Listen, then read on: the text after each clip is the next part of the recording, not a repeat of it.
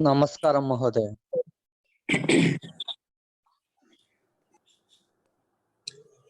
अथ मंत्रपाठः।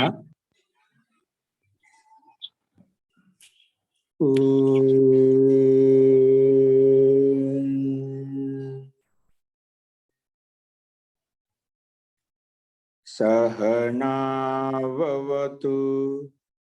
सहनौ भुनक्तु सह वीर्यं करवावहै तेजस्विनावधीतमस्तु मा विद्विषावहै। ओम शांति शांति शांति।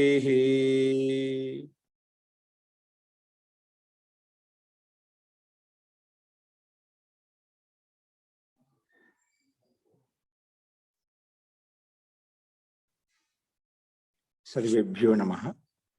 अंदरिकी नमस्कारम अंडी।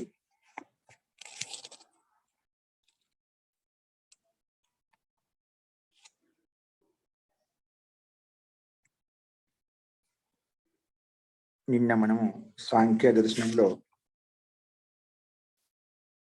రెండవ అధ్యాయంలో 30 సూత్రాల వరకు మనం చెప్పుకున్నాము. ఇంతవరకు చెప్పిన పాఠంలో ఏదైనా సందేహాలు ఉన్నాయా? నేను చెప్పిన 30 సూత్రాల్లో రెండవ అధ్యాయము 1 నుంచి 30 సూత్రాలు వరకు మనం చెప్పుకుంటూ వచ్చాము. అందులో ఏదైనా సందేహాలు చెప్పండి.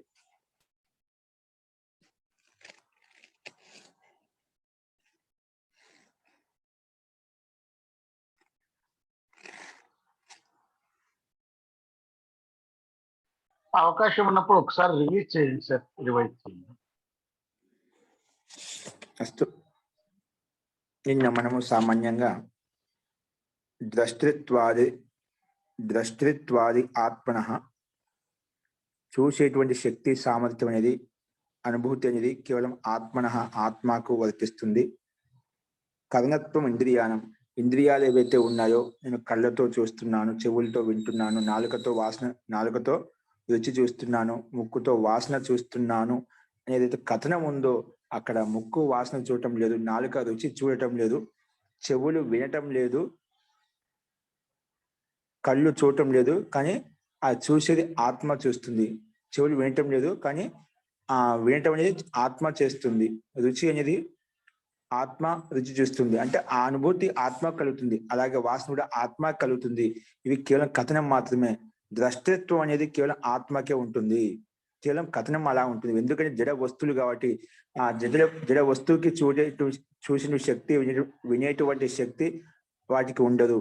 కాబట్టి వాటి వెనక ఉన్నటువంటి జీవాత్మ ఏదైతే ఉందో, ప్రాణశక్తి ఏదైతే ఉందో, ఆ ప్రాణశక్తి ఆత్మ ఏదైతే ఉందో అది అనుభూతిని పొందుతుంది. అది చూస్తుంది, వింటుంది, రుచి చూస్తుంది, వాసన చూస్తుంది, అన్ని రకాలుగా పనిచేస్తుంది. కాబట్టి అన్నిటికీ కర్త ధర్త ఇక్కడ ఆత్మనే అని చెప్పి నిన్న మనం చెప్పుకున్నాము. అందుకే అవి వాటి యొక్క లక్షణాలతో యుక్తమై ఆత్మకు సహాయంగా ఉంటాయి. అంటే ఏవైతే మనకు బుద్ధి, అహంకారం, మనసు ఇవన్నీ చెప్పామో అవన్నీ కూడా ఆత్మకు దగ్గరగా ఉండి, సహాయంగా ఉండి, పంచ జ్ఞానేంద్రియాలతో పంచ కర్మేంద్రియాలు యుక్తమై ఉండి అవి సహాయంగా ఆత్మకు ఉంటాయి. కాబట్టి వీటి ఇంద్రియముల యొక్క క్రియల యొక్క కర్మల యొక్క అంత అనుభూతిని అంతా కూడా జీవాత్మే అనుభూతిని పొందుతూ ఉంటుంది.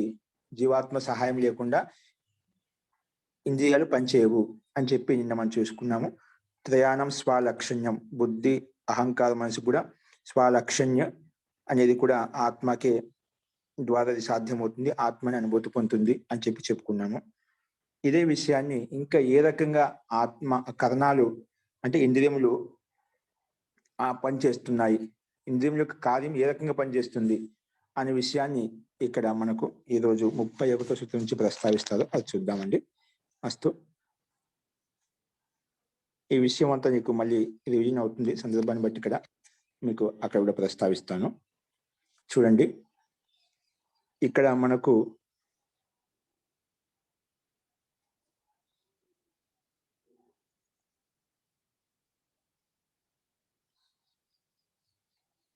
కనిపిస్తుంది అందరికి. ఇక్కడ అథచ 31వ సూత్రం చూడండి, స్లైడ్ మీద కనిపిస్తుంది. అథచ సామాన్య కరణ వృత్తి ప్రాణాఖ్యా వాయవ పంచ. బ్రాకెట్లో వదిలేయండి. ఇప్పుడు సామాన్య కరణ వృత్తి. ఈ కరణ వృత్తి అంటే కరణం అంటే పంచ జ్ఞానేంద్రియాలు, పంచ కర్మేంద్రియాలు, మనసు ఏవైతే ఉన్నాయో ఇవన్నీ సామాన్యమైనటువంటి సామాన్య కరణ వృత్తి. ప్రాణాఖ్య అంటే ప్రాణాఖ్య వాయవ పంచ. కానీ ప్రాణం అనేది 5 రకాలు ఉన్నాయి. ప్రాణవాయవ పంచ, ఇవి 5 రకాలు. ఇవి విశేషమైనటువంటివి. సామాన్య కరణ వృత్తి ప్రాణాఖ్య వాయవ పంచ, అవి మొత్తం 5 ఉన్నాయి. ప్రాణంలో ప్రకార భేదాలు 5 ఉన్నాయి. దీన్నే సామాన్య కరహ, బ్రాకెట్ లో పాఠ భేదం మిగులుతుంది, బ్రాకెట్ న్యకరహ ఇచ్చారా, సామాన్య కరహ అని అర్థం. సామాన్య కరహ కరణ వృత్తి. ప్రాణాఖ్య అంటే ప్రాణాది అంటే ఏంటివి, మనము పంచ ప్రాణాలు వింటుంటాం. ప్రాణము, అపానము, వ్యానము, ఉదానము, సమానము అని చెప్పి అవి ప్రాణాది. ఆది శబ్దం ఇవన్నీ తీసుకుంటా ఉంటాం. ఇంకా దానికి నాగ, కూర్మ, ధనంజయ ఇవన్నీ అవాంతర భేదాలు కూడా ఉన్నాయి. పంచ ప్రాణాలకి అంతర్గతంలో మొత్తం 10 ప్రాణాలు కూడా అని చెప్తాం. 5 ముఖ్య ప్రాణాలు, దానికి అంతర్గతంలో ఉప ప్రాణాలు అని చెప్పి అవి కూడా తీసుకుంటామంట. కాబట్టి ముఖ్యంగా ఇక్కడ ప్రాణాఖ్యాహ అంటే ప్రాణాద్యాహ అంటే ప్రాణము, అపానము, ఆది శబ్దంతో ఇవి తీసుకుంటాం. ప్రాణము, అపానము, వ్యానము, ఉదానము, సమానం. వీటి కారణంగానే, ప్రాణశక్తి కారణంగానే ఈ ప్రాణం ఉన్నంతసేపు ఈ ఇంద్రియాలు ఏవైతే ఉన్నాయి సామాన్య కరణ వృత్తి అని చెప్పి ఇవన్నీ నడుస్తూ ఉంటాయి. అందుకే ఇవి ఎన్ని రకాలు, ప్రాణాఖ్యాహ అంటే వాయవ పంచ అంటే వాయుభూతంతో ఉత్పన్నమైనటువంటి ప్రాణాలు 5 అని చెప్పి ఈ సూత్రంలో చెప్పబడింది అనమాట. దీనికే సామాన్యమైనవి ఇంద్రియాలు ఏవైతే సామాన్య అంటే ఉపకరణములు కదా. ఇంద్రియాలను కూడా 10 జ్ఞానేంద్రియాలు, మొత్తం ఇంద్రియాలు 11 ఇంద్రియాలు, ఇవన్నీ కూడా సామాన్యకరమైనటువంటివి అని చెప్పి చెప్పబడ్డారు. కానీ ప్రాణాఖ్యం అనేవి 5 రకాలు. అవి ఏంటో మనం భాషలో చూద్దామండి. అస్తు చూడండి.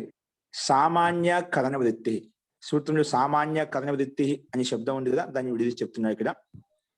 బ్రాకెట్ సామాన్య కరహ, కింద ప్రాణాధ్యాహ అని పాఠ భేదం వేరే గ్రంథాల్లో కనిపిస్తుంటుంది. కానీ దీనివల్ల పెద్ద అర్థం తేడా ఏం లేదు. కాబట్టి ఇలాగే తీసుకోవాలని చెప్పి ఇప్పుడు బ్రాకెట్ చూపించారు. అస్తు ఇప్పుడు భాషను చూడండి.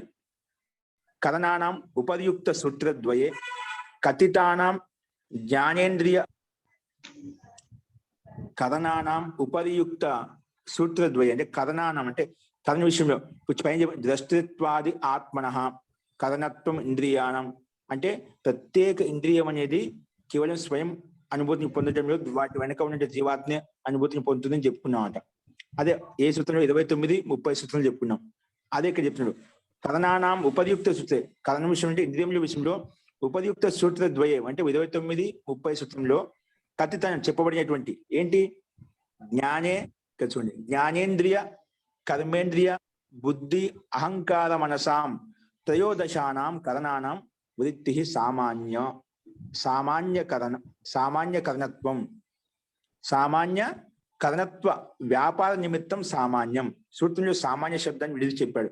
సామాన్యం అంటే ఏమిటంటే చూడండి, జ్ఞానేంద్రియ కర్మేంద్రియ జ్ఞానేంద్రియ అంటే 5 జ్ఞానేంద్రియములు, కర్మేంద్రియ 5 కర్మేంద్రియములు, తర్వాత బుద్ధి, అహంకారం, మనసు, మొత్తం 5 జ్ఞానేంద్రియములు, 5 కర్మేంద్రియములు, మొత్తం 10, బుద్ధి 1, 11, అహంకారం 12, మనస్సు 13.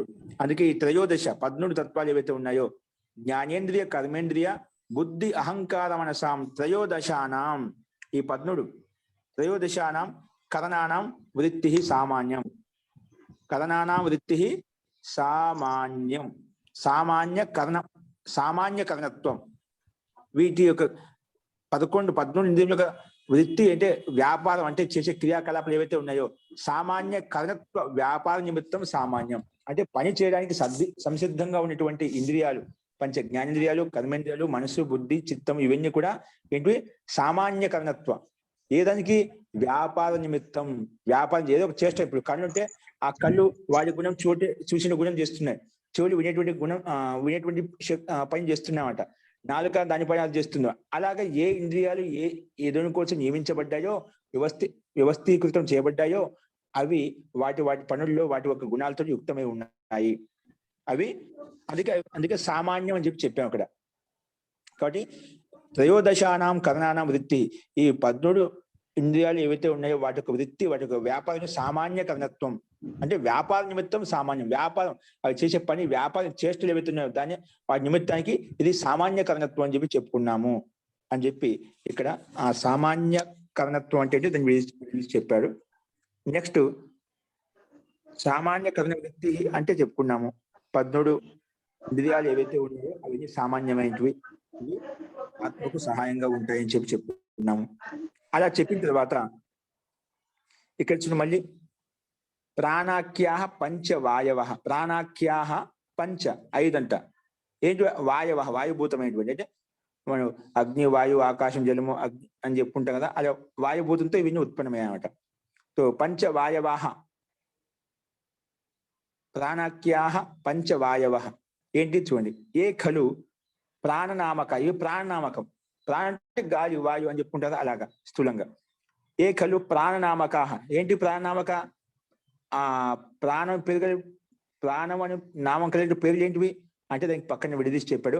ప్రాణ, అపాన, వ్యాన, సమాన, ఉదానాహ పంచవాయవ, ఈ 5 ప్రాణులు, ఇది 5 వాయుభూతంతో యుక్తమై ఉన్నాయన్నమాట. పంచవాయవ శరీరే, శరీరంలో వర్తమానాహ సంతి, ఈ 5 ప్రాణాలు మనం కనిపించే శరీరంలో ఈ విద్యమానంగా ఉంటాయి, వర్తమానంగా ఉంటాయి. అందుకే పంచవాయవ శరీరే వర్తమానాహ సంతి, శరీరంలో వర్తమానంగా ఉంటాయి. తైర్వా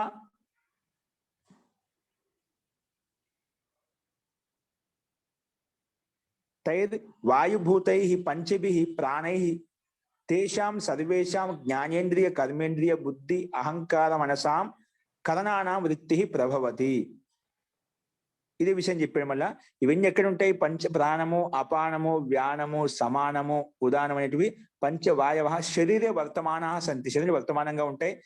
వాటి ద్వారా వాయుభూత అంటే ఈ వాయుభూతం అంటే వాయు తత్వంతో, వాయుభూతంతో యుక్తమైనటువంటి ప్రాణాల ద్వారా వాయుభూతై పంచభి ప్రాణై, ఈ 5 ప్రాణాలతోటి, అంటే ఏంటో 5 పంచ ప్రాణాలు, ప్రాణ, అపాన, వ్యాన, ఉదాన, సమ, ఇవి పంచభి ప్రాణై తేషాం సర్వేషం, ఈ మొత్తం తేషాం సర్వేషాం జ్ఞానేంద్రియ కర్మేంద్రియ బుద్ధి అహంకార మనసాం కర్ణవృత్తి ప్రభవతి. ఇవన్నీ కూడా ఈ 5 ప్రాణాలు ఏవైతే ఉన్నాయో కర్ణవృత్తి ప్రభవతి.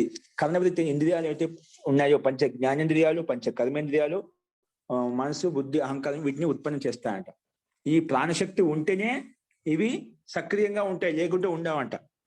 కాబట్టి పంచభి ప్రాణై తేషాం సర్వేషం, వీటన్నిటి కూడా జ్ఞానేంద్రియ కర్మేంద్రియ బుద్ధి అహంకార మనసాం ఈ కరణాలన్నింటినీ, అంటే ఈ సాధనాలు అన్నింటినీ, ఉపకరణాలు అన్నింటినీ కరణనం వృత్తి ఏదో వ్యాపారం దాన్ని ప్రభవతి, వాటిని ఉత్పన్నం చేస్తాయి. ప్రాణశక్తి ఉంటేనే కళ్ళు వాటి చూసే శక్తిని చూస్తాయి, కళ్ళు చూడటం చేస్తాయి, చెవులు వినటం చేస్తాయి. అలాగా ఏ ఇంద్రియాలకు ఏ కార్యం ఉందో, ఏ పని ఉందో అవి చేస్తూ ఉంటాయి. అది ఎప్పుడైతే ప్రాణశక్తి ఉంటుందో, ప్రాణవాయువు ఉంటుందో అప్పుడు మాత్రం సాధ్యమవుతుంది. అందుకే కరణన వృత్తి ప్రభవతి ఉత్పన్నం చేస్తాయి. ఈ 5 ప్రాణాలు కరణంలో 13 కరణాలను ఉత్పన్నం చేస్తాయి. ఈ విషయంలో ప్రామాణికంగా చూపిస్తున్నాడు. ఉక్తం హి చెప్పబడ్డాయి. ఎక్కడ? ప్రశ్నోపనిషద్ ఈ విషయం గురించి చెప్పబడ్డాయంట. ఏం చెప్పబడ్డాయి? ప్రాణేంద్రియ మనసాం అహంశ్చ శ్రేయసి వివాద ప్రకరణే ప్రాణాధారకత్వం కరణానం. ప్రశ్నోపనిషత్తులో ఒక కథ ఇవ్వబడిందండి. అంటే అర్థం చేసుకోవడం కోసం ఏమైందంట, ప్రాణ, ఇంద్రియ, మనసు, ప్రాణాలకు, ఇంద్రియాలకు, మనసుకి ఒక వివాదం పడింది. ఏదైనా ఒక విషయంలో మనకు వాదోపవాదం చేస్తాం కదా, అలాగా ఇది అర్థం చేసుకోవడం కోసం అలంకారిక వర్ణం. ప్రాణాలకు, ఇంద్రియములకు, మనసుకి వివాదం పడింది. మళ్ళీ ఎవరు గొప్ప? ప్రాణము గొప్పదా, ఇంద్రియాలు గొప్పవా, మనసు గొప్పదా, ఏంటి గొప్ప? అప్పుడు ఇలాంటి వివాద ప్రసంగంలో ఏం చెప్పబడిందంటే, సరే ఒక నిర్ణయం చేద్దాం, ఎవరు లేకపోతే జీవనం సాగించడం కష్టమవుతుందో, ఎవరు లేకపోతే జీవన యాపన జీవనం కష్టం అవుతుందో వాదే మనలో శ్రేష్టమైన వాళ్ళు, గొప్ప వాళ్ళు అని చెప్పి ఒక నిర్ధారణ చేయబడింది అన్నమాట. అంటే కథ అర్థం చేసుకొని చెప్తున్నాను.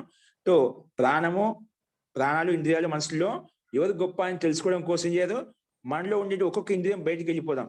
శరీరం నుంచి 13 ఇంద్రియాలు చెప్పుకున్నాం కదా, ప్రాణం చెప్పుకున్నాం.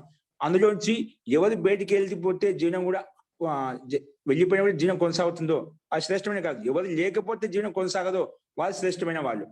కాబట్టి మనలో ఒక్కొక్క ఇంద్రియం బయటికి వెళ్ళిపోయి మళ్ళీ వద్దాం. అలాగా అన్ని ఇంద్రియాలు ఒకదాని తర్వాత ఒకటి బయటికి వెళ్ళి వస్తూ ఉంటాయన్నమాట. అలా ఎవరు లేకపోయినా జీవనం కొనసాగుతుందో వాళ్ళు ఏ దాని కారణం చేత ముఖ్యంగా జీవన యాపన కొనసాగబడుతుందో వాళ్ళు మనం గొప్ప వాళ్ళుగా భావించాలి. ఎవరు లేకపోయినా కూడా జీవనం కొనసాగుతుందో వాళ్ళు గొప్ప వాళ్ళు కాదు అని చెప్పి ఒక వాద వివాద ప్రకారంలో ఈ రకంగా ఈ ఒక కథ ప్రశ్నోపనిషత్తులో మనకు వస్తుంది. ఏంటి? ప్రాణ ఇంద్రియ మనసాం అహం శ్రేయసి, నేను పెద్ద, నేను గొప్ప, నేను శ్రేష్టమైన దాన్ని అని చెప్పి ఇంద్రియాలు వివాదిస్తున్నాయి ఇక్కడ. ఏంటి వివాద ప్రకరణే? ప్రాణధారకత్వం కరణానం. ఏది కానీ ప్రాణధారకత్వం కరణానం ఏది శ్రేష్టమైనది, ఏది ధారణ చేస్తున్న విషయంలో ఈ ప్రశ్నోపనిషత్తు యొక్క దృష్టాంతం ఇక్కడ చూపించారు. ఏం చూపించారు చూడండి. యాతే తనుర్వాచి ప్రతిష్ఠిత యా శ్రోత్రే యాచ చక్షుషి యాచ మనసి సంతతా శివాం తాం కురు మోత్క్రమీ. ఇక్కడ మనకి ప్రశ్నోపనిషత్తులు చెప్పాం కదా. సో ఈ రకంగా అవి వివాద ప్రకారంలో ఒక్కొక్క ఇంద్రియము ఒక్కొక్క సంవత్సరం వరకు బయటకు వెళ్ళిపోయి వచ్చాయి. ముందుగా శరీరం నుంచి కళ్ళు వెళ్ళిపోయాయండి. కళ్ళు వెళ్ళిపోయినా కూడా మళ్ళీ ఒక సంవత్సరం బయటనే ఉన్నాయి. బయట ఉన్న తర్వాత మళ్ళీ సంవత్సరం తిరిగి వచ్చాయి. అప్పుడు వచ్చి ఇంద్రియాలు అవుతాయి. నేను లేని కదా, తో మీ జీవనం, మీ శరీరం యొక్క జీవనం ఎలా కొనసాగింది అంటే, నువ్వు లేకపోవడం వల్ల ఈ చక్షు ఇంద్రియం లేకపోవడం మాకేం పెద్ద ఇబ్బంది కలగలేదండి. ఏ విధంగా కళ్ళు లేని వాళ్ళు ఎలా ఉంటారో కొంచెం అయితే ఇబ్బంది కలిగింది, కానీ కళ్ళు లేని వాళ్ళు ఎలా ఉంటారో అలాగా ఉన్నాం మేము కూడా, ఏం చూడలేదు. కానీ మన జీవన యాపనం బాగా జరిగింది, ఇబ్బంది లేదు. కాబట్టి అది వచ్చి కూర్చుందన్నమాట. సరే, నేను లేకపోయిన జీవనం కొనసాగుతుంది. అప్పుడు మళ్ళీ చెవి అంటే శ్రోత్రేంద్రియం వెళ్ళిపోయాయి. అవి ఒక వర్షం వరకు బయట ఉన్నాయి, శరీరం నుంచి బయట ఉన్నాయి. మళ్ళీ ఒక వర్షం తర్వాత తిరిగి వచ్చిన తర్వాత శ్రోత్రేంద్రియములు మళ్ళా అన్ని ప్రాణాల గురించి అడిగితే అన్ని విషయాల సందర్భాన్ని అక్కడ ప్రస్తావిస్తే, నేను లేకపోయినప్పుడు మీ జీవన యాపన ఎలా జరిగింది, ఏమి కష్టం అనిపించింది? నువ్వు లేకపోయినప్పుడు మాకే అంత పెద్ద కష్టం అనిపించలేదండి. ఒక చెవిటివాడు ఎలా ఉంటాడో మాకు ఏమి అనిపించేది కాదు. అన్ని జరుగుతున్నాయి, క్రియాకలాప జీవనం అయితే కొనసాగుతుంది, మాకేం ఇబ్బంది లేదు అని చెప్పి ఆ మిగిలిన ఇంద్రియాలని చెప్తామట. సరే, చెవులు వచ్చేసాయి. అలాగే వాక్కింద్రియం వెళ్ళిపోయింది, అంటే వాణి వెళ్ళిపోయింది. సో వాక్కింద్రియం వెళ్ళిపోయినప్పుడు అది ఒక వర్షం వరకు బయట ఉండి మళ్ళీ వచ్చిన తర్వాత మళ్ళీ వచ్చి వాకింద్రియం పడుతుంది. నేను లేకపోయేసరికి మీ జీవనం ఎలా కొనసాగింది అన్నప్పుడు అప్పుడు మిగిలిన ఇంద్రియాలు, మనసు, బుద్ధి, అహంకారం ఇవన్నీ ఏం చెప్తా అంటే, మీరు లేకపోయినప్పుడు కూడా మాకేం పెద్ద కష్టం కొంచెం కష్టం అనిపించినా అంత కష్టం అనిపించలేదండి. ఏ విధంగా మూగవాళ్ళు ఉంటారో, మాట్లాడలేని వాళ్ళు ఉంటారో, వారి జీవనం ఎలా కొనసాగుతుందో మా జీవనం అలా కొనసాగింది. ఆ రకంగా అన్ని ఇంద్రియాలు ఒక్కొక్క వర్షానికి బయటికి వెళ్ళిపోయాయి, మళ్ళీ వచ్చాయి. కానీ ఏ ఇంద్రియం వెళ్ళిపోయినా అందరి యొక్క శరీరం యొక్క జీవనం కొనసాగుతుంది. అన్ని ఇంద్రియాలు 13 ఇంద్రియాలు అన్ని క్రమంగా అన్ని వెళ్ళిపోయి వచ్చిన తర్వాత తో ఏ ఇంద్రియం వెళ్ళిపోయినా కూడా జీవనం కొనసాగుతుంది. కానీ లాస్ట్ లో నెంబర్ ఏమొచ్చిందంటే ప్రాణశక్తికి వచ్చిందంట, ప్రాణవాయువుకి వచ్చింది. అది వెళ్ళిపోవడం మొదలుపెట్టింది అనమాట. బయటకు వెళ్ళిపోవడం ఒక 1 year వరకు ఎవరు గొప్ప అని తెలుసుకోవాలి కదా. ఇంద్రియాలు గొప్పదా, మనసు గొప్పదా, లేదంటే ప్రాణశక్తి గొప్పదా, ప్రాణం గొప్పదా? సో లాస్ట్ లో అన్ని వీళ్ళంతా వెళ్ళిపోయి అన్ని ఇంద్రియాలు వెళ్ళిపోయి వచ్చిన తర్వాత లాస్ట్ లో ప్రాణవాయువు వెళ్ళిపోతుంటే అప్పుడు అన్ని మిగిలిన ఇంద్రియాలు ఏవైతే ఉన్నాయో అవన్నీ చాలా భయపడిపోయాయి, వణికిపోయామాట. ప్రాణశక్తి బయటికి వెళ్ళిపోతుందంటే అన్ని భయపడిపోయాట, కొట్టుమిట్టాడుతున్నాయన్నమాట. అంటే అప్పుడు తెలిసిపోయింది, ఏ ప్రాణశక్తి లేకపోతే ప్రాణశక్తి వల్ల ఇంద్రియాలు పనిచేస్తున్నాయి, ఏ ప్రాణశక్తి లేకపోతే ఏవి పనిచేయవో అది మనలో గొప్పది, శ్రేష్టమైంది. కాబట్టి ప్రాణవాయువు ఎంతసేపు ఇంద్రియాలు పనిచేస్తున్నాయి, ఆ ప్రాణవాయువు వచ్చేసరికి అన్ని అవి కూడా వెళ్ళిపోతున్నాయన్నమాట, వెంట వచ్చేస్తున్నాయన్నమాట. అలాగా కాబట్టి మాలో గొప్ప ఏదంటే ప్రాణవాయువు గొప్పది. ఎందుకంటే ఏ తత్వంలో ఏ ప్రాణశక్తి లేకపోతే ఈ జీవనం ఇంద్రియాలు పంచడం కష్టము. ఇంద్రియాలు ప్రాణశక్తి ఉన్నంతసేపు ఇంద్రియాలు పనిచేస్తాయి. కాబట్టి మాలో గొప్ప నువ్వే అని చెప్పి ప్రాణవాయువు గురించి అలా చెప్తాం. అంటే ప్రాణమే మనలో జీవాత్మ యొక్క శక్తి, ప్రాణశక్తి శ్రేష్టమైంది, జ్యేష్టమైంది. అంటే దానివల్లనే ఇంద్రియాలు మొత్తం పనిచేస్తున్నాయి. ప్రాణవాయువు లేకపోతే, ఆత్మ లేకపోతే ఇంద్రియాలు, కరణాలు ఏవైతే ఉన్నాయో ఒకటి కూడా పనిచేయవు. కాబట్టి ఇవన్నీ ఎక్కడ యాతే తను, ఈ శరీరం అంటూ వాచి ప్రతిష్ఠిత, ఇవన్నీ వాడిలో ప్రతిష్ఠమైనవి. యా శ్రోత్రంలో ప్రతిష్ఠితమైనవి. యాచ చక్షుషి, ఇవన్నీ కళ్ళలో ప్రతిష్ఠితమైనవి. యాచ మనిషి, ఇవన్నీ మనసులో ప్రతిష్ఠితమైనవి. సంతత శివాం తాం కురు మోత్క్రమి, కాబట్టి నిరంతరంగా కళ్యాణం చేకూర్చాలి అని చెప్పి ఇక్కడ ప్రశ్నోపనిషత్తులో మనకి ఈ రకం చెప్పబడింది అన్నమాట. చూడండి, ఇంద్రియ మనోభ్య ప్రాగ్, ఇంద్రియాలు మనసుకు ప్రాక్ ముందు, ఉత్పత్తిశ్చ ప్రాణస్య దర్శయతే. ఏంటివి? ఇంద్రియాలకు మనోభ్య ప్రాక్, ఇంద్రియాలు ఉత్పన్నం కావడానికి, మనసు ఉత్పన్నం అవడానికి ముందేంటి? ఇంద్రియ మనోభ్య ప్రాక్, ఇంద్రియాలకు మనసుకు ముందు ప్రాక్ ఉత్పత్తిశ్చ, ఉత్పత్తి అనేది ప్రాణస్య దర్శయతే, ప్రాణ శక్తి ఉన్నప్పుడే ఇవన్నీ ఇంద్రియాలు ఉత్పన్నం. ప్రాణశక్తి ముందు ఉత్పన్నం కాకుండా ఇంద్రియాలు ఉత్పన్నం కావు. కానీ ముందు ఉత్పత్తి ఏది జరిగిందంటే ప్రాణానికి ఉత్పత్తి జరిగింది. అందుకే శరీరంలో పిండం వచ్చిన ముందు ప్రాణశక్తి వచ్చిన తర్వాతనే మిగిలిన ఇంద్రియాలని వాటి యొక్క పుష్టి జరుగుతుంది. ప్రాణశక్తి అంటే జీవాత్మ లేకుండా శరీరంలో ఈ పిండం ఉత్పన్నం కాదంట. ముందుగా గర్భం ఏర్పడిన వెంటనే అక్కడ ప్రాణశక్తి, ప్రాణవాయువు అంటే ఆత్మతత్వం వస్తుందన్నమాట. అప్పుడే శరీర వికాసం కలుగుతుంది, ఇంద్రియ వికాసం కలుగుతుంది అన్నమాట. కాబట్టి ఇక్కడ ఈ మనకు ప్రశ్నోపనిషత్తులో ఇచ్చిన దృష్టాంత ప్రకారంగా ఇది స్పష్టమవుతుంది. కాబట్టి ఇంద్రియ మనోభ్యాం ప్రాక్, ఇంద్రియాలకు మనసుకు ముందు ఉత్పత్తి ఏదైనా అంటే ప్రాణస్య దర్శ్యతే, ప్రాణంకు ఉత్పన్నమైంది చెప్పి మనకు స్పష్టంగా కనిపిస్తుంది. ఎందుకంటే ఇక్కడ ప్రమాణం ముందుకు చెప్పున్నాం, ఏతస్మాత్ జాయతే ప్రాణః, దీని ద్వారా ప్రాణశక్తి ఉత్పన్నమైంది. మనః సర్వేంద్రియాన్ని, తర్వాత మనసు అన్ని మిగిలిన ఇంద్రియాలు ఏర్పడ్డాయి. ముందు ప్రాణశక్తి, ప్రాణవాయు ఏర్పడింది, తర్వాత అంటే జీవాత్మ వచ్చింది, దాని తర్వాతనే ఈ మనసు కానీ సర్వేంద్రియాన్ని అంటే పంచ జ్ఞానేంద్రియాలు కావచ్చు, పంచ కర్మేంద్రియాలు కావచ్చు, ఇవన్నీ ఉత్పన్నమయ్యాయి. అందుకే యతస్మాత్ జాయతే ప్రాణః మనః సర్వేంద్రియాన్ని చ, ఇది ముందు ఉపనిషత్తులో మనం చెప్పుకున్నామట. అతః అందువల్లనే ప్రాణానాం కర్ణవృత్తిత్వం సామాన్యం. అందుకే ప్రాణానాం కర్ణవృత్తిత్వం సామాన్యం. ఈ ప్రాణులు, పంచప్రాణులు ఏవైతే ఉన్నాయి ఇవన్నీ సామాన్యము. ఇక్కడ ఇంతవరకు మన సూత్రాలను చెప్పుకున్నామండి. ఈ విషయం మీద అనిరుద్ధ వృత్త భాష్యంలో, విజ్ఞాన భిక్షు భాష్యంలో ఈ ప్రసంగాన్ని, ఈ ప్రాణశక్తి గురించి ఏం చెప్పారనేది ఇక్కడ కింద కొంచెం సామాన్య టిప్పణి ఇచ్చారు. ఇక్కడ అనిరుద్ధ వృత్తో విజ్ఞాన భిక్షు భాష్యేచ ప్రాణానాం కర్ణత్వ ప్రదర్శన ప్రకరణాత్, ప్రాణానాం, ఈ ప్రాణులు కూడా, పంచప్రాణులు కూడా జీవాత్మకు సాధనంగా ఉంటాయి అన్నమాట. ఈ విధంగా కర్ణాలు, ఇంద్రియాలు సాధనంగా ఉంటాయి, అవి కూడా సామాన్యంగా కర్ణములుగా అంటే సాధనంగా ఉంటాయి అని చెప్పి ఇక్కడ విజ్ఞాన భిక్షు భాషలో ఈ రకంగా చెప్పామట. అనిరుద్ధ వృత్తో విజ్ఞాన భిక్షు భాష ప్రాణానం కర్ణత్వ ప్రదర్శన ప్రకరణాత్ విరుద్ధం వ్యాఖ్యాతం సూత్రమిదం. కానీ ఇక్కడ కర్ణ ప్రసంగం ఉంటే, ఉపకరణ ప్రసంగం అంటే సాధన ప్రసంగం ఉంటే, విజ్ఞాన భిక్షు భాష్యంలో, అనిరుద్ధ వృత్త భాష్యంలో వీళ్ళు ఈ కర్ణ ప్రసంగం తీసుకోకుండా వేరే అన్యథ అర్థంలో తీసుకున్నారు, అంటే వేరే విధంగా వ్యాఖ్యానించారు. అది యుక్తి సంగతం కాదని చెప్పి సంకేతం మాత్రం ఉల్లేఖించారు ఇక్కడ. కాబట్టి దీన్ని బట్టి ఏమర్థమైంది? ప్రాణుల్లో ఇంద్రియాలు ఏది గొప్పది అంటే ప్రాణమే గొప్పది. ఏ ప్రాణం లేకపోతే ఇంద్రియాలు పంచడం ఆగిపోతుంది. ఇంద్రియాలు ఏ ఒక్క ఇంద్రియం లేకపోయినా ప్రాణం అనేది నడుస్తూనే ఉంటుంది. కాబట్టి అన్నిటికంటే గొప్పది ప్రాణశక్తి, ప్రాణవాయువు అంటే జీవాత్మ లేకపోతే ఏ ఇంద్రియాలు పనిచేయవు, ఏవి పుష్టి కావు, హృష్టపుష్టం కావు. కాబట్టి ప్రాణము ముఖ్యమైనది. కాబట్టి ఇవన్నీ కూడా ప్రాణవాయు వల్ల ఇంద్రియాలు నడుస్తున్నాయని చెప్పి మనం చూసాం. అందుకే సామాన్య కర్మ, ఇవన్నీ ఇంద్రియాలు సామాన్యమైనవి. ప్రాణాఖ్య, ప్రాణాది, ప్రాణ అపాన వ్యాన సమానం అని చెప్పిన ఇవన్నీ కూడా 5 రకాలు. ఇవి కూడా సాధనంలే, జీవాత్మకు సహాయంగా ఉండి పనిచేస్తూ ఉంటాయి. నిజంగా మనకు ఈ శరీరం అంతా కూడా నడవాలి అంటే మనకు ఈ 5 ప్రాణాల చేతనే సమదర్శనం నడుస్తుంది. దీంట్లో ఏ ఒక్క ప్రాణంలో వికృతి కలిగినా కూడా మిగిలిన అన్ని ప్రాణాలు నిశ్శబ్దం అవుతాయి, అంటే ఆగిపోతాయి అన్నమాట. కాబట్టి ప్రాణము ఉన్నంతసేపు అపానం ఉంటుంది. అపానం ఉన్నంత అంటే సంపూర్ణ వికాసం కలగాలంటే ప్రాణ అపాన వ్యాన ఉదాన సమానం మనకు ఉండాలి. ఈ 5 ప్రాణాల చేతనే మనకు ఈ శరీరం నడుస్తుంది.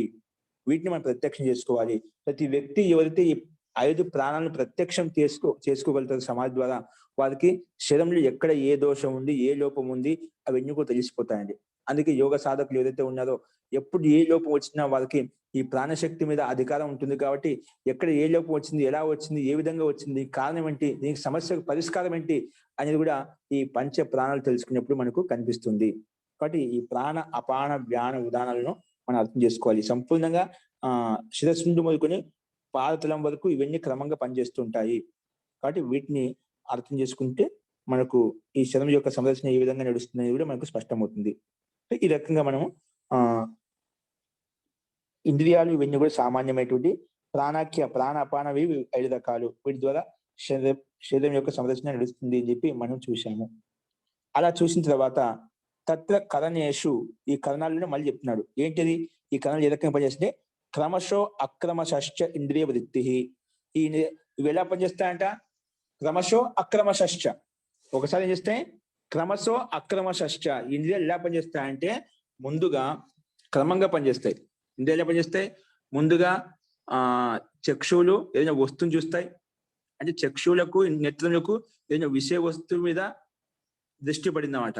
ఆ విషయ వస్తువుని చూసినప్పుడు ఇంద్రియాలు ఆ విషయ వస్తువుని చూసినప్పుడు ఆ విషయ వస్తువు జ్ఞానం అనేది ఎవరికి అందిస్తుంది? నేత్రములు చూస్తాయి. ఏం చూస్తాయి? ఒక వస్తువుని, ఒక పదార్థం చూస్తాయి, ఒక వ్యక్తి విశేషం చూస్తాయి. చూసిన తర్వాత వాటి యొక్క జ్ఞానం, ప్రత్యక్షంగా చూసిన జ్ఞానం ఏమవుతుంది? అది మనసుకు అందజేస్తుంది. మనసుపై ముందు వస్తువు, ఆ వస్తువు ఇంద్రియాలు చూస్తాయి. ఇంద్రియాలు వెళ్ళి మనసుకు సంకేతిస్తాయి. ఏం చేస్తాయి? చూసిన తర్వాత ఆ వస్తువు యొక్క జ్ఞానం, ప్రత్యక్ష జ్ఞానం అవుతుందో అది మనసుకు తెలియజేస్తుంది. మనసుపై ఆత్మకి అందజేస్తుంది అన్నమాట. అలా క్రమంగా నడుస్తుంది. ఇది క్రమం అన్నమాట. ముందు విషయ వస్తువుని గ్రహిస్తాం. ఆ విషయ వస్తువు యొక్క జ్ఞానం అయితే ఉందో మళ్ళీ తిరిగి రిటర్న్ ఆత్మకు అందుతుంది. ఆత్మ వెళ్ళి మనసుకు అందుతుంది. మనసుపై ఆత్మకు అందజేస్తుంది అన్నమాట. అలా క్రమంగా నడుస్తుంది అన్నమాట. ముందు ప్రత్యక్షంగా చూసిన విషయ జ్ఞానం అయితే ఉందో అది మనసుకు సంకేతం వెళ్తుంది. ఆ మనసు ఆత్మకు సంకేతం ఇస్తుంది. కాబట్టి ఇది క్రమం. అక్రమశ్చ ఇంద్రియ వృత్తి. ఒక్కొక్కసారి మనం చేసే క్రియాకలాపాలు ఏవైతే ఉన్నాయో మనకు తెలియకుండా జరిగిపోతుంటాయి. చాలా మందికి మీకు అనుభూతి ఉండొచ్చు అన్నమాట. కొన్ని మనకు మన ప్రమేయం లేకుండా, ఒకటేంటి, ఈ పని చేయాలి, ఈ విధంగా వెళ్ళాలి, ఈ విధంగా చేయాలి, ఈ విధంగా రాయాలి, ఇది మనసులో ఊహించుకుంటాం. మనసులో ఊహించుకుంటే ఒక కల్పన ఉంటుంది, ఒక ఆధారం ఉంటుందన్నమాట. ఇలా చేయాలి, ఇలా చేయాలి, ఒక ప్లానింగ్ ఉంటుందన్నమాట, క్రమం ఉంటుందన్నమాట. కానీ కొన్ని క్రియాకలాపాలు అక్రమశ్చ, కొన్ని ఇంద్రియాలు ఏమవుతుంది, మనకు తెలియకుండా ఇంద్రియాలు పనిచేస్తూ ఉంటాయండి. అందుకంటే నా మనసు మాట స్వతహాగా వెళ్ళిపోతుంది. అది అక్రమంగా. ఇంద్రియాలు ప్రాణశక్తి ఏంటిది మన మీద మనకు నియంత్రణ లేదు కాబట్టి స్వతంగా, అందుకే మనసు నేను మాట నేయడం లేదు, అందుకే ఇష్టానుసారంగా వెళ్ళిపోతుంది. నా మనసు ఆగడం లేదు, ధ్యానంలో కూర్చుని మన మనసు నిలబెట్టడం లేదు, ఇక్కడికి అక్కడికి వెళ్ళిపోతుంటే అది మన ఆధీనం లేదు, అక్రమంగా వెళ్ళిపోతున్నాడు. మనం ఊహించకుండా, మన సంకల్ప చేయకుండా వెళ్ళిపోతుంది.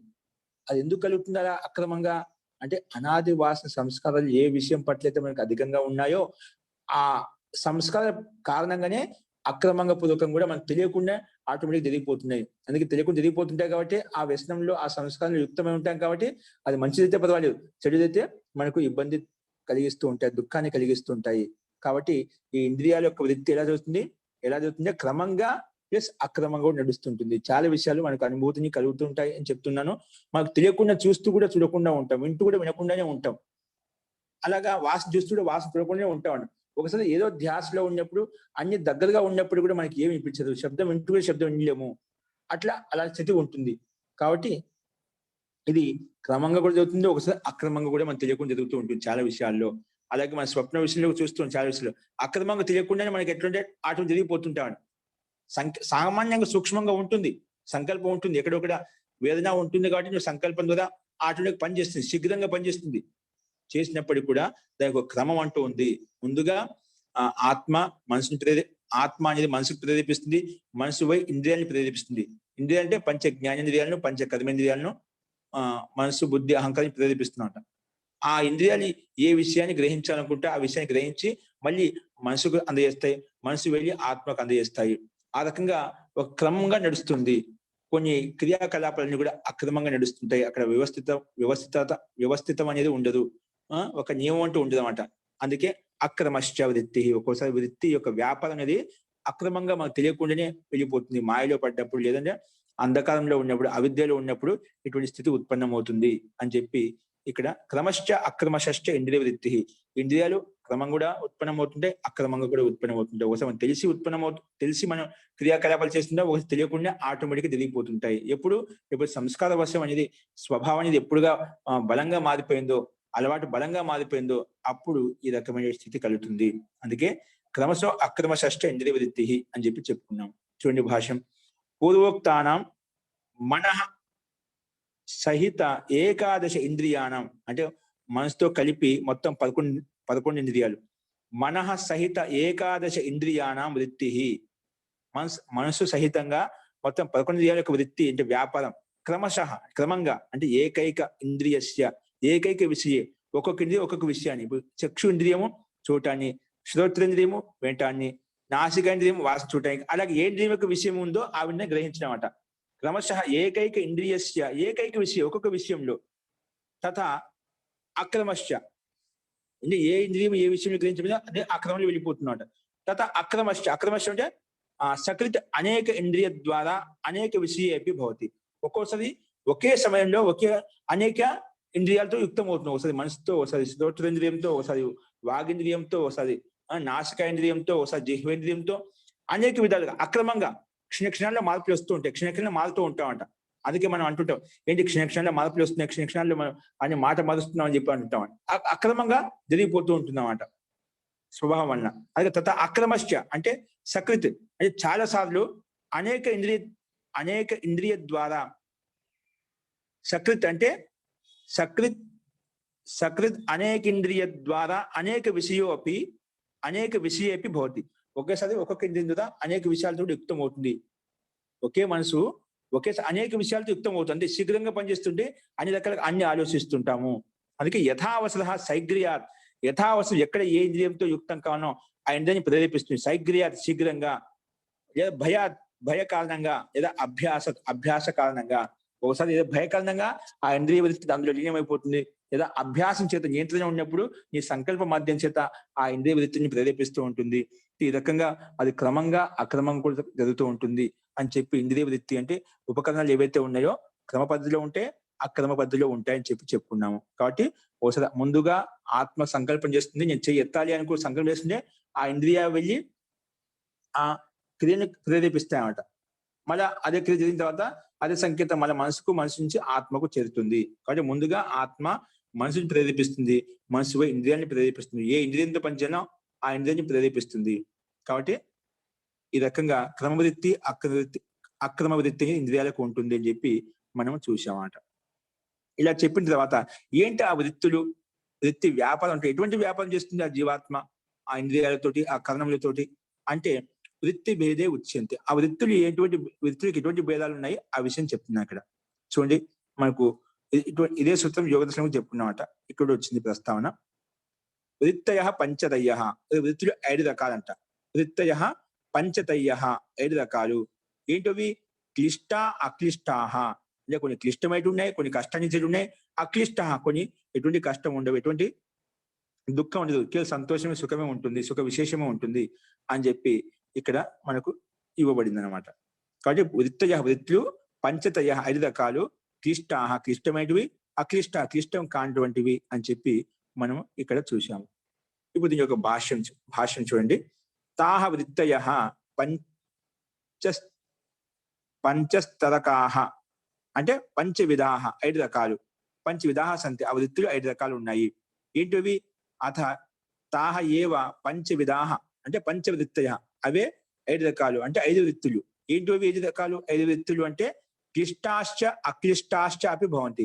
అవి క్లిష్టమైనవి అక్లిష్టమైనవి, అంటే దుఃఖాన్ని ఇచ్చేటివి సుఖాన్ని ఇచ్చేటువంటి. క్లిష్టం ఇచ్చేది కష్టాన్ని ఇచ్చేది, అక్లిష్టమే కష్టాన్ని ఇవ్వటువంటి వాటిని అక్లిష్టాహ, నా క్లిష్టాహ అక్లిష్టాహ అని చెప్పి చెప్పుకుంటాం. సో అథ తాహ ఏవ పంచవిధాహ అంటే పంచవిధాహ వృత్తయ క్లిష్టాశ్చ అక్లిష్టాశ్చ అపి భవంతి. క్లిష్టమైనవి మరియు అక్లిష్టమైనవి కూడా అని చెప్పి అర్థం చేసుకోవాలి. ఏంటవి? వృత్తినాం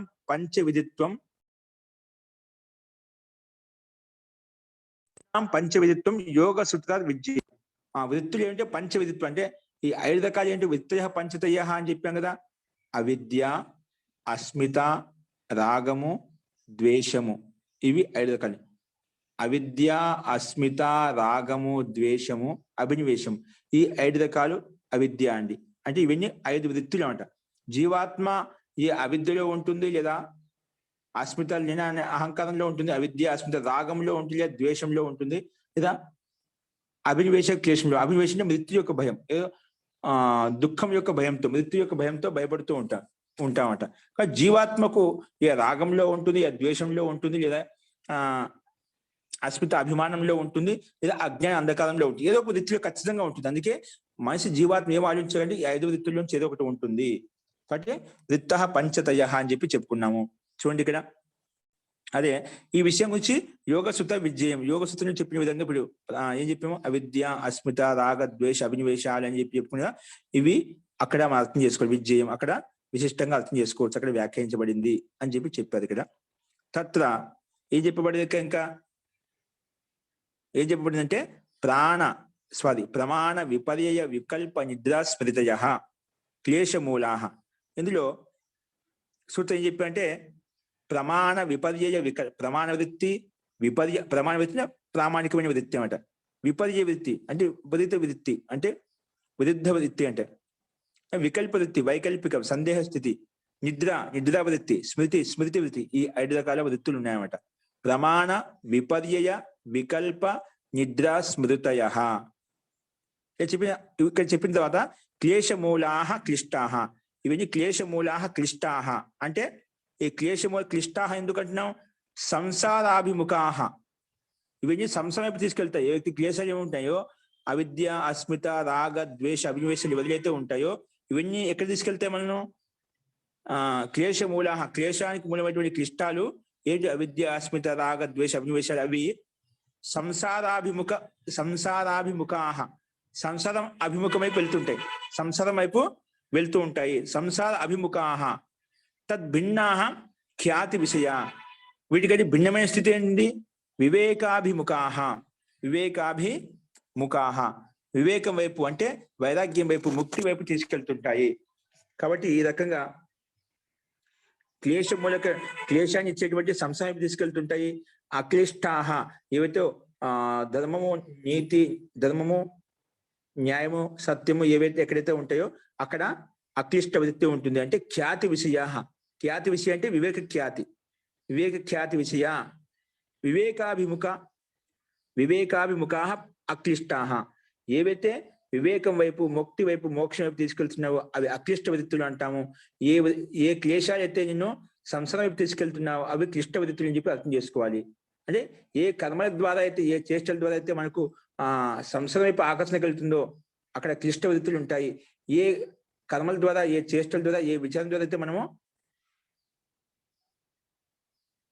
విచారం మనలో ఉంటుందో అవి అక్కడ అక్లిష్ట వృత్తి. అంటే వివేక ఖ్యాతి అభిముఖం వైపు వెళ్తుంటాము. మనహ ఏవ మనుష్యానం కారణం అని చెప్తుంటాం కదా. మనసు ఎటువంటి వృత్తిని ఆలోచిస్తే అటువంటి వృత్తి వైపు వెళ్ళిపోతుంది. కాబట్టి క్లేశమూలకమైనటువంటి వృత్తులు ఉన్నప్పుడు, ఆలోచనలు ఉన్నప్పుడు, వ్యాపారం ఉన్నప్పుడు సంసారం వైపు వెళ్ళిపోతాము. అదే క్లేశ మూలానికి విపరీతమైనటువంటి అక్లిష్ట వృత్తులు ఏవైతే ఉన్నాయో వాటి ప్రకారంగా ఆలోచించడం వలన ఖ్యాతి విషయ వివేకాభిముఖ అక్లిష్ట. అందుకే ఈ అక్లిష్ట వృత్తి వివేకం వైపు, ముక్తి మార్గం వైపు, అభిముఖం వైపు తీసుకెళ్తాయి అని చెప్పి ఇక్కడ ఈ సూత్రం ద్వారా తెలుస్తుంది. కాబట్టి ఈ వృత్తులు 5 రకాలు. ఇవి క్లిష్టమైనవి, అక్లిష్టమైనవి 2 ఉన్నాయన్నమాట. 2 ప్రమాణాల్లో ప్రమాణపూర్వకంగా మనం తప్పు చేయొచ్చు, ప్రమాణపూర్వకంగా దాన్ని దోషయుక్తంగా చేయొచ్చు అన్నమాట. అంటే మిథ్యా ప్రమాణం చేత. కాబట్టి 5 రకాలు మనకు మంచి చెడు ఏ విధంగా ఉంటాయో కాబట్టి 5 రకాల వృత్తులు ఉంటాయి. అవి మనము చూసాము. అవి క్లిష్టంగా ఉంటాయి, కొన్ని కష్టాన్ని ఇచ్చేవి ఉంటాయి, కొన్ని సుఖాన్ని ఇచ్చేవి ఉంటాయి. ఇలా చెప్పిన తర్వాత పునః తన్నివృత్తౌ ఉపశాంతోపరాగ స్వస్థ. తన్నివృత్తౌ ఈ క్లిష్ట వృత్తులు ఎప్పుడైతే మనం నష్టం చేసుకుంటామంటే తొలగించేస్తామో, తన్నివృత్తౌ ఉపశాంతోపరాగ స్వస్థ. ఎప్పుడైతే ఈ అవిద్య, అస్మిత, రాగ, ద్వేష, అభినివేశ క్లేశాలు ఎప్పుడైతే తొలగించేస్తామో ఆ క్లిష్ట వృత్తి ఉండో, అక్లిష్ట వృత్తి ఉండో తొలగించేస్తాం, అప్పుడు స్వస్థ. అప్పుడు స్వస్మిన్ తిష్టతి స్వస్థ. తనలో తానుగా ఉంటాడు, అంటే తనలో తాను లీనమై ఉంటాడు, అంటే ఆరోగ్యవంతంగా ఉంటాడు, స్వస్థంగా ఉంటాడు అన్నమాట. అంటే ఆధ్యాత్మిక మార్గం వైపు ముందుకు వెళ్తూ ఉంటాడు. ఎవరైతే స్వస్థంగా ఉంటుందో వారే ఆధ్యాత్మిక స్థానంలో ప్రగతి చేయగలుగుతారు అనమాట. అందుకే ఇక్కడ అదే చెప్పారు, ఇక్కడ తన్నివృత్తో ఉపశాంతోపరాగ స్వస్థ అని ఆరోగ్యవంతంగా ఉంటాడు. ఎప్పుడు ఈ పైన చెప్పిన క్లిష్ట వృత్తిని వదిలేసినప్పుడు అటువంటి స్థితి కలుగుతుంది అని చెప్పి ఇక్కడ భాషను చెప్పబడింది. ఉపశాంతం అవుతుంది, వాటిలో ఉండే సంసారిక విషయాల పట్ల ఎప్పుడైతే ఆకర్షణ తొలగిపోతుందో అప్పుడు స్వస్థ, నిజంగా అప్పుడే ఆరోగ్యవంతుడిగా ఉంటాడు, నిజంగా స్థిరంగా స్థిమితంగా ఉండగలుగుతాడు అని చెప్పి ఈ సూత్రం మనకి చెప్తుంది. చూడండి భాష్యము 34వ సూత్రము. తన్నివృత్తౌ ఉపశాంతోపరాగ స్వస్థ అంటే అందులో మొట్టమొదటి పదం తన్నివృత్తౌ. తన్నివృత్తౌ వృత్తి నివృత్తం అంటే వృత్తి అంటే వ్యాపారం తొలగించినప్పుడు, వృత్తి నివృత్తం సత్యం, వృత్తిని తొలగించినప్పుడు అంటే ఏంటి వృత్తులు చెప్పిన పైన ప్రమాణ వృత్తి, విపర్య వృత్తి, వికల్ప వృత్తి, నిద్రా వృత్తి, స్మృతి వృత్తి, ఇవి కొన్ని కష్టాన్ని ఇచ్చేటుండే కొన్ని కష్టాన్ని ఇటువంటి కూడా ఉన్నాయన్నమాట. అంటే కర్మలు అట్లా రెండు రకాల పాప కర్మలు ఉన్నాయి, పుణ్యరూప కర్మలు ఉన్నాయి, రెండు ఉన్నాయన్నమాట. ఏ కర్మలు చేస్తే ఆ రకమైన ఫలితం ఉంటుంది. అస్తు ఇక్కడ వృత్తి నివృత్తం, వృత్తి అంటే వ్యాపార నివృత్తం సత్యం, వ్యాపార నివృత్తం చేసినప్పుడు అంటే ఈ వృత్తుల యొక్క వ్యాపార నివృత్తం చేసినప్పుడు, శాంతం చేసినప్పుడు ఉపశాంతోపరాగ. ఉపశాంతోపరాగ అంటే చెప్తున్నా ఉపశాంత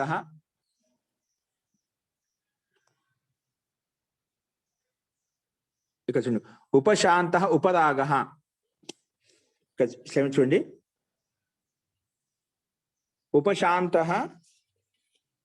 ఉపశాంత ఉపరోగ అభిసంబంధో యస్య తథావిధః పురుషః స్వస్మిన్ స్థితః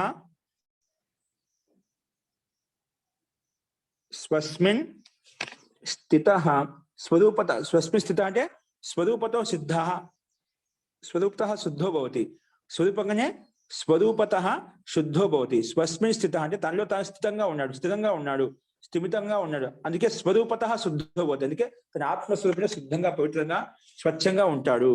ఎప్పుడు ఉపరాగో అభిసంబంధ యస్య తథావిధః, ఎవరికైతే ఉపరాగమో శాంతమైందో నష్టమైందో సాంసారిక విషయాల పట్ల వృత్తులు ఎవరికైతే లేవో వారు మాత్రమే స్వస్థంగా ఆరోగ్యవంతంగా ఉండగలుగుతారు, ఆత్మస్వరూపంలో శుద్ధంగా పవిత్రంగా ఉండగలుగుతారు. కాబట్టి ఎవరికైతే సాంసారిక విషయాల పట్ల ఆకర్షణ ఉంటుందో అంతవరకు స్వస్మిన్ స్థిత స్వస్థ అనే స్థితి ఎప్పుడు కలగదు. స్వస్థ అంటే ఎవరు? ఆరోగ్యవంతుడు ఎవరు? శాంతమైన వ్యక్తి ఎవరు అంటే ఎవరైతే ఉపశాంత నివృత్త ఉపశాంత ఉపరాగ, ఎవరైతే సాంసారిక విషయాలను ఎవరైతే నివృత్తం చేశారో నష్టం చేశారో వారు మాత్రమే శాంతంగా ఉండగలుగుతారు, వాళ్ళు తన స్వరూపంలో లీనమై శుద్ధంగా పవిత్రంగా నిర్మలంగా ఉండగలుగుతారని చెప్పి ఇక్కడ ఈ సూత్రం ద్వారా మనకు స్పష్టంగా అర్థమవుతుంది. ఇందులో ఇది కారణం ఏంటంటే ధ్యానోపహత తర్వాత వస్తుంది, మీకు పక్కనే ఇచ్చాడు, తర్వాత వస్తుంది ధ్యానోపహతం అనే.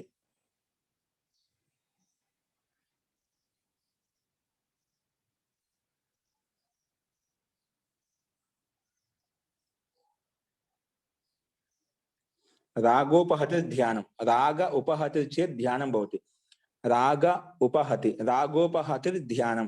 ఎప్పుడు వరకైతే మనకు సాంసారిక విషయాల పట్ల ఆకర్షణ ఉందో అంటే రాగం ఉంటుంది, ఖచ్చితంగా ప్రీతి ఉంటుంది, కోరిక ఉంటుంది, ఇష్టం ఉంటుంది, ఏదైనా కావచ్చు, అది వస్తువు ఏదైనా కావచ్చు, వస్తువు కావచ్చు, పదార్థం కావచ్చు, ఏదైనా కావచ్చు.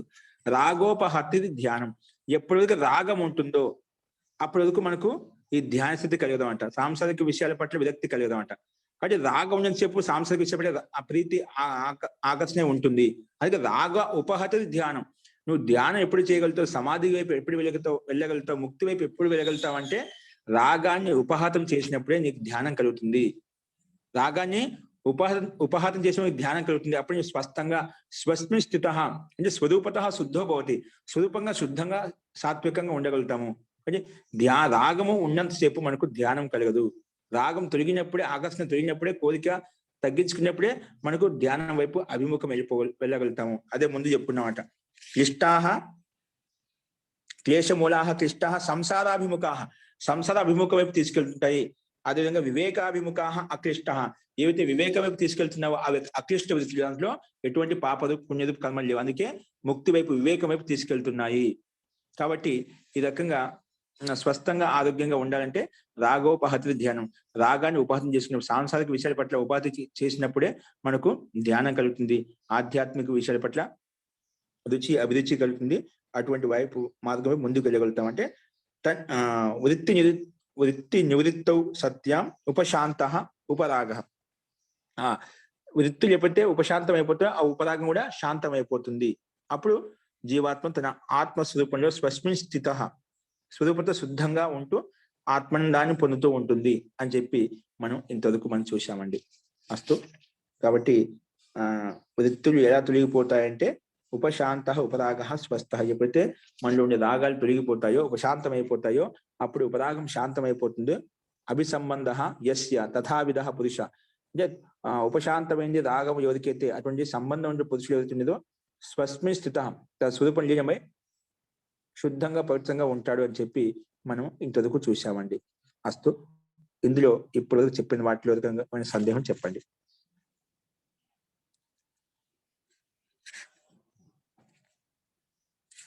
మనం ఈరోజు ముఖ్యంగా ఇంద్రియాలు ఏవైతే ఉన్నాయో 13 ఇంద్రియాలు, అవన్నీ సామాన్యమైనవి.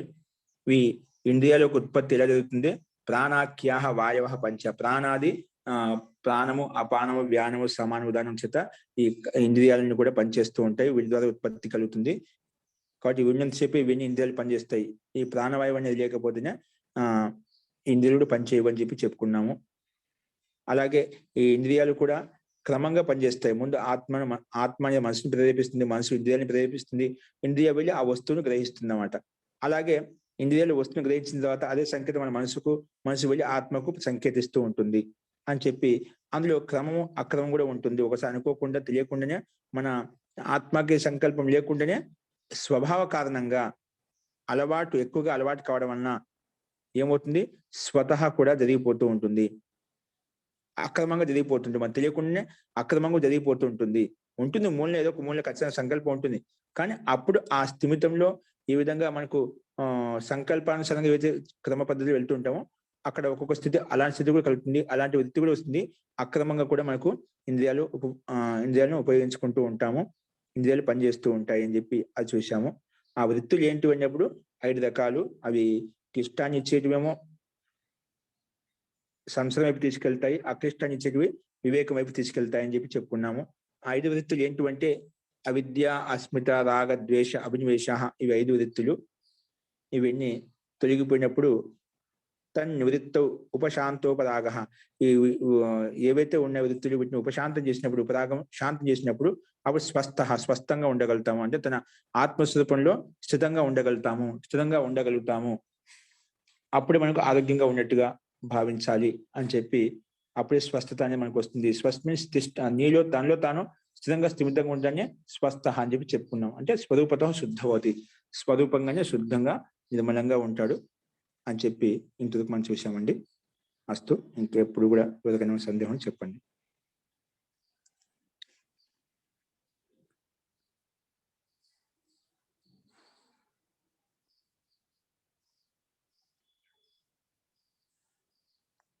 అస్తు అండి.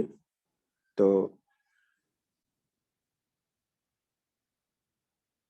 ఈ రకంగా మనం 34 సూత్రాల వరకు మనం చెప్పుకున్నాం. నెక్స్ట్ కుసుమ అనేది మనం రేపు చూద్దామండి. అస్తు. ఎవరు ఏదో చెప్పబోతున్నారు?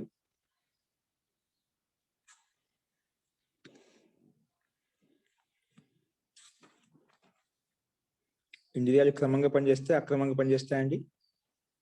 2 విధాలుగా పనిచేస్తుంది. 2 విధాలుగా పనిచేస్తుందా? మనకు అనుభూతి కలుగుతుంది. ఒక వస్తువు ఒక చోట మనం ఎక్కడో పెట్టి ఉంటాం, అక్కడెక్కడే వెతుకుతూ ఉంటామా? మనకు తెలియకుండానే అదే వస్తువు చేత పట్టుకున్నా అది ఎక్కడ ఉందో తెలియదు. క్రమంగా అనుకోకుండా జరిగిపోతూ ఉంటాయి అన్నమాట. ఒక వస్తువులే మన దగ్గర పెట్టుకుని ఊరంతా వెతికినట్టు ఉంటున్నాడు, ఇళ్ళంతా వెతికినట్టు ఉంటున్నమాట. ఎందుకు? అక్కడ ఆత్మ యొక్క ప్రమేయము లేదని కాదు, మన ప్రేమ అంటే మనం వేరే వ్యసనాల్లో వేరే విషయాలు ఇంత లీనమైపోయాము. ఇక్కడ ఆత్మ యొక్క ప్రేరణ సంకేతాన్ని, మనిషి యొక్క ప్రేరణ సంకేతాన్ని మనం దాంట్లో అది అవగతం చేసుకోలేకపోతున్నాం అంటే అంత విషయాల్లో లీనమైంది, సంస్కారంలో లీనమైపోయాము. ఈ ఆత్మ యొక్క ప్రేరణ కూడా మనకు పనిచేయడం లేదు. అంటే అక్రమంగా జరిగిపోతుందన్నమాట. ఎందుకు అక్రమం? సంస్కారం ప్రాబల్యంగా ఉండటం వలన, సంస్కారము తెలుసు. ఎందుకంటే ఒక విషయం చెప్తూ ఉంటామట, మనం ఏ పని చేసేటప్పుడైతే భయము శంక లజ్జ కలుగుతాయో అక్కడ అది అన్యాయం, అర్థము, పాపం అని చెప్పి వదిలేయాలి. అంటే నిజంగా తప్పు చేసినప్పుడే మనలో భయము శంక లజ్జ ఇవన్నీ కలుగుతుంటాయి. అప్పుడు ఆత్మ యొక్క ప్రేరణ మనం ఎవరైతే విన్నామో నిజంగా ఆ పని చేయము. ఆత్మ యొక్క సంకేతాన్ని మనం విన్నాము, ఇది ప్రపంచ ఆటోమేటిక్ నీకు అనుభూతి కలుగుతుంది, ఆ స్మరణ వస్తుంది. భయం శంకర జయంతి మంచి పని కాని చెప్పి ఆ భయం శంకర జయంతి ఎక్కడి నుంచి ఉత్పన్నం అవుతాయి? పరమాత్మ యొక్క ప్రేరణ ద్వారా మంచి పని కాని చెప్పి సంకేతిస్తున్నామట.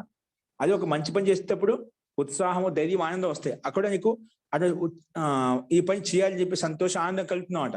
అది మంచి పని చెప్పి, న్యాయం అని చెప్పి, ధర్మం అని చెప్పి చేసుకుంటూ వెళ్ళాలి. అటువంటి స్థితిని మనం వినాలి. ఆ పరమాత్మ యొక్క ఆ సంకేతాన్ని అర్థం చేసుకోవాలంటే మన మనసు స్థిరంగా, స్థిమితంగా ఉండాలి. విషయవాసనలు ఎక్కువ లీనమైపోయిన కొన్ని పరమాత్మ యొక్క ప్రేరణ ఏదైతే కలుగుతుందో ప్రతి నిత్యం మనకు వాటిని ఆ పరమాత్మ యొక్క శృతి, పరమాత్మ యొక్క వాక్ శక్తిని, స్మృతి శక్తిని మనం అర్థం చేసుకోలేము. అప్పుడు ఏమవుతుందంటే మనకు ఈ సాంసారిక విషయాల పట్ల లీనమై ఎందుకు ఇరుక్కపోతాం అన్నమాట. కాబట్టి ఇక్కడ మనకు ఈ క్రమవృత్తి అనేది, అక్రమ వృత్తి అనేది మనకు ఒక్కోసారి మన ప్రమేయం లేకుండా జరిగిపోతూ ఉంటుంది. కాబట్టి ఆ ప్రమేయం అనేది సంస్కారం, అనాది వాసన సంస్కారం ప్రబలంగా ఉండటం వలన అలవాటు ఎక్కువ కావడం, అభ్యాసం అనేది ఎక్కువ కావడం వలన మనకు అది జరిగిపోతుంది అని చెప్పి మనం చెప్పుకున్నాం. ఇది ప్రత్యక్ష అనుభూతి మీ అందరికి కూడా ఉంటుంది.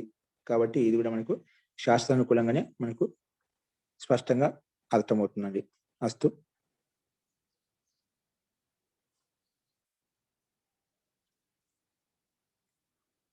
సరే అండి, ధన్యవాదాలు. అస్తు. ఇంకేమైనా ఉంటే రేపు చూద్దామండి. మంత్ర పాఠ.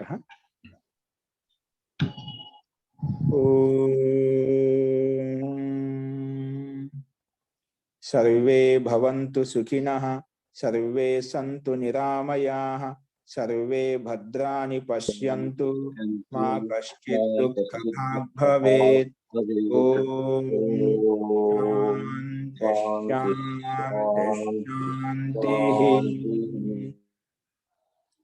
సర్వేభ్యో నమః.